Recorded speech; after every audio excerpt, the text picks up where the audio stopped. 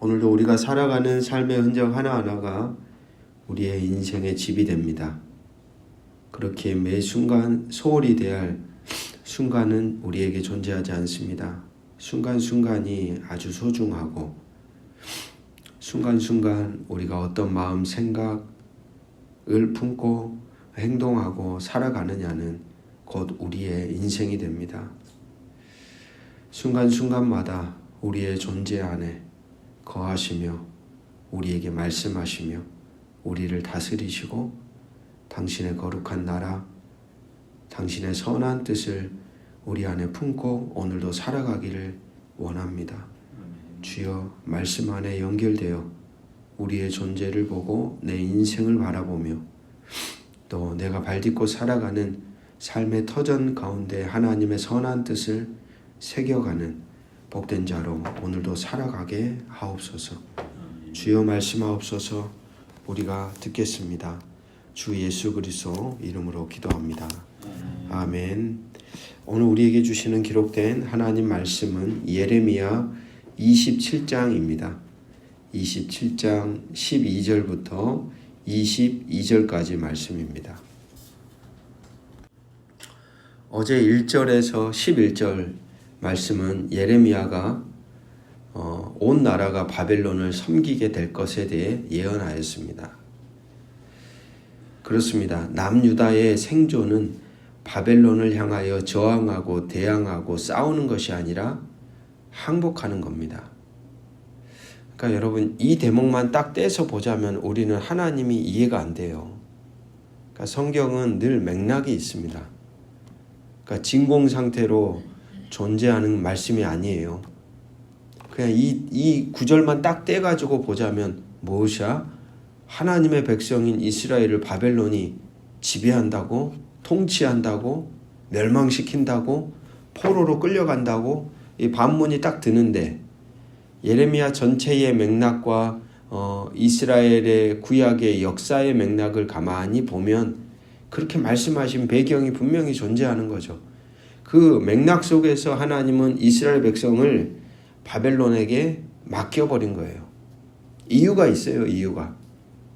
그렇게 얘기를 해도, 그렇게 돌아서라 해도, 그렇게 다른 것을 보지 말라고 해도 듣지 않아요.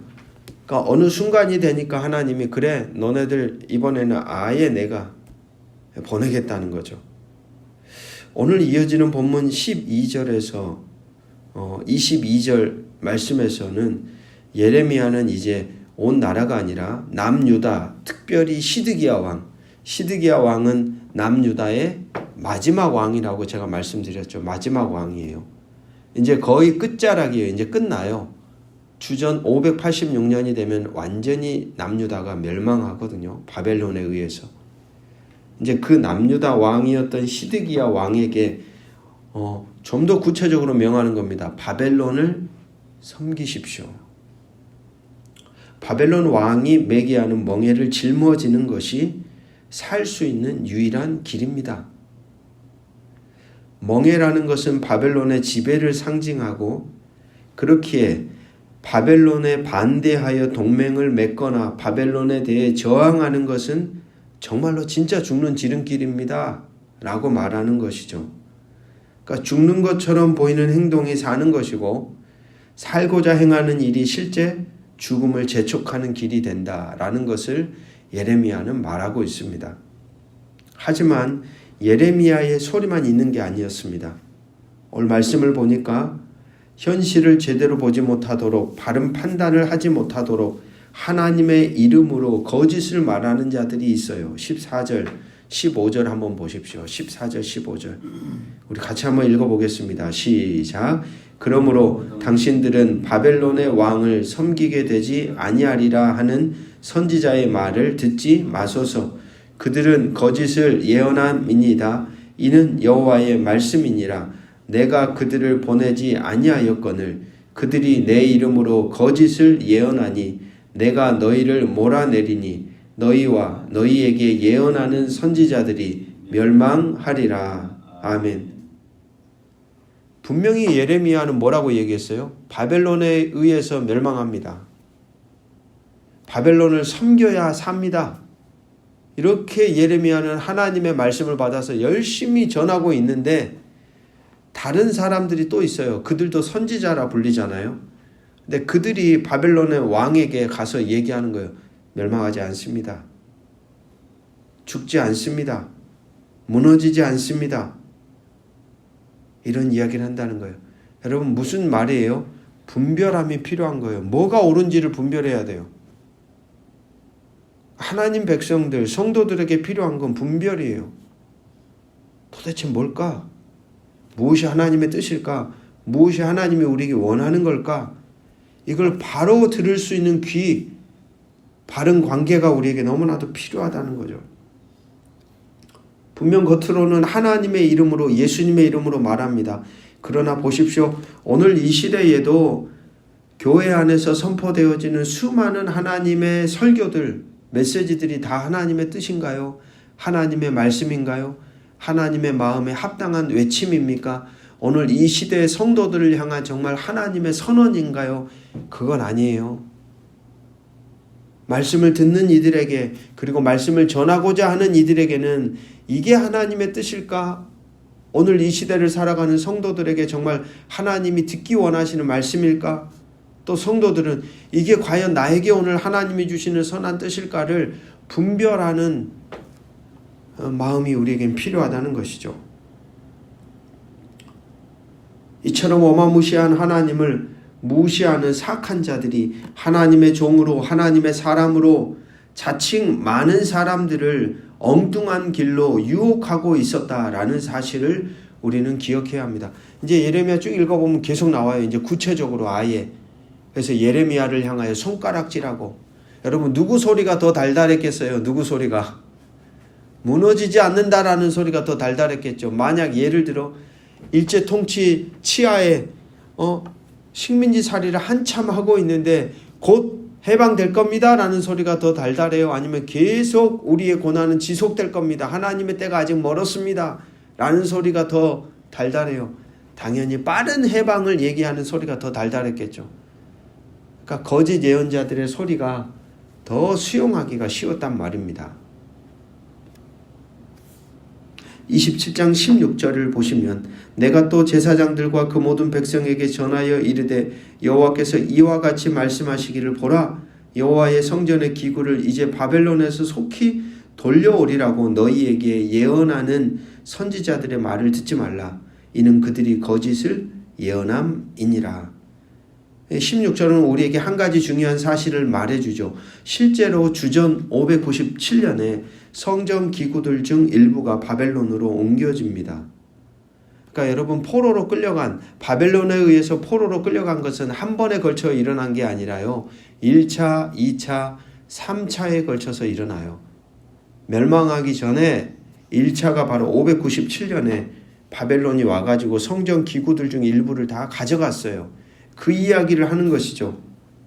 거짓 예언자들은 그렇게 빼앗긴 것을 몇 년 내로 다시 하나님이 가져올 것이라고 주장합니다. 말씀을 듣는 자들 입장에서는 참 듣기 좋은 소리이지만 사실 그것은 하나님의 뜻이 아니었습니다. 그래서 17절에 말하죠. 너희는 그들의 말을 듣지 말고 바벨론의 왕을 섬기라. 그리하면 살리라. 어찌하여 이 성을 황무지가 되게 하려느냐. 끌려가는 게 보존하는 거예요. 저항하면 완전히 초토화된다 이 말입니다. 도리어 하나님은 예레미야를 통하여 당신의 뜻을 들려주시는데 22절 말씀입니다. 22절 말씀 우리 같이 한번 읽어볼까요? 시작. 그것들이 바벨론으로 옮겨지고 내가 이것을 돌보는 날까지 거기에 있을 것이니라. 그 후에 내가 이것을 올려와 이곳에 그것들을 되돌려두리라. 여호와의 말씀이니라. 바벨론이 가져가고 남은 성전 기구들까지도 모두 다 어떻게 된다 그래요? 바벨론으로 다 빼앗겨요. 그리고 언제까지? 하나님이 그것들을 다시 찾아올 때까지, 돌보시는 날까지 바벨론 땅에 있어요. 이게 하나님의 뜻이에요. 여러분, 듣기 좋은 소리, 늘 잘 된다는 소리, 늘 함께한다는 소리 다 좋습니다. 그러나 그러한 소리들조차도 우리가 서 있는 상황에 맞는 소리가 될 때에 그것이 우리를 붙잡아 주는 거예요. 여러분 보십시오. 엉뚱하게 살고 있어요. 그런데도 신앙의 소리가, 하나님의 말씀의 외침이 너 지금 잘하고 있어. 그래 그대로 계속 가. 너 평안할 거야. 평강이 임할 거야 라고 외친다면 그것은 바른 신앙의 소리가 아니라 그건 사실 우린 죽이는 소리죠. 그렇게 신앙의 길을 걸어갈 때 우리에게 필요한 것은 늘 형통하다, 늘 잘된다 이런 소리가 아니에요. 그런 소리가 필요할 때도 있어요. 그러나 상황에 맞는, 내 형편에 맞는, 내가 서 있는 자리에 맞는 하나님의 소리를 듣는 것이 우리에게 중요합니다. 그걸 분별하여 듣는 것이 바른 관계예요. 그게 우리를 살게 하는 거예요. 그 관계가 살아있는 겁니다. 때로는 여러분, 우리가 하나님의 말씀을 마주할 때 내가 듣기 버거운 소리도 있죠. 내가 감당하기 버거운 소리도 있죠. 때로는 우리의 존재를 향하여 호통치는 소리도 있죠. 때로는 정말 듣기 싫고 나를 아프게 하는 선언도 있죠. 그러나 그것이 내가 서 있는 상황에 맞는 하나님의 선언이라면 그것을 듣는 것이, 그걸 수용하는 것이, 그걸로 소통하고 공감하고 연결되어 살아가는 것이 바로 생명의 관계입니다. 그러한 하나님과의 관계 안에 서 있다면 내가 비록 엉뚱한 행동을 하며 말도 안 되는 삶을 저지르며 살아가고 있을지라도 그런 인생 안에는 적어도 소망이 있는 거예요. 소망이. 오늘 우리가 살아가는 시대는 말씀의 풍요 시대입니다.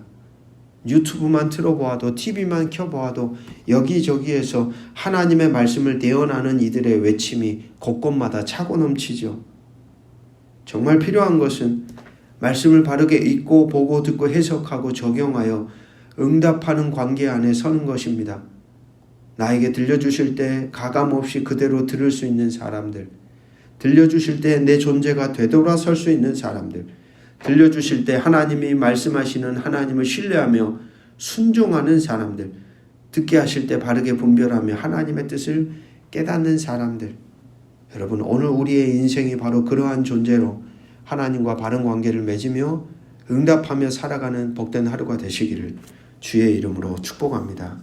기도하겠습니다. 아버지 하나님, 내 상황에 맞는 하늘의 소리를 듣게 하여 주옵소서. 내가 듣기 원하는 소리에만 붙들려서 살아가지 말게 하옵소서. 나에게 달달한 소리에만 취하여 살아가지 말게 하옵소서. 그것은 우리를 죽이는 소리입니다. 내가 서 있는 자리에 잘못됨을 당신이 들려주시는 말씀을 통해 깨닫게 하시고 돌아서게 하시고 내 존재를 뒤집어 엎게 하시고 하나님이 원하시는 형상으로 새롭게 세워져가는 복된 관계가 우리 가운데 있게 하여 주시옵소서. 분별함이 필요한 시대입니다. 하나님의 말씀을 읽을 때에도 그리고 많은 설교를 들을 때에도 하나님의 선한 뜻을 바르게 분별하여 내 것으로 수용하고 받아들일 수 있는 바른 관계가 오늘도 말씀 안에서 당신과 우리 가운데 맺어져 가게 도와주시기를 주 예수 그리스도의 이름으로 간절히 기도드립니다. 아멘.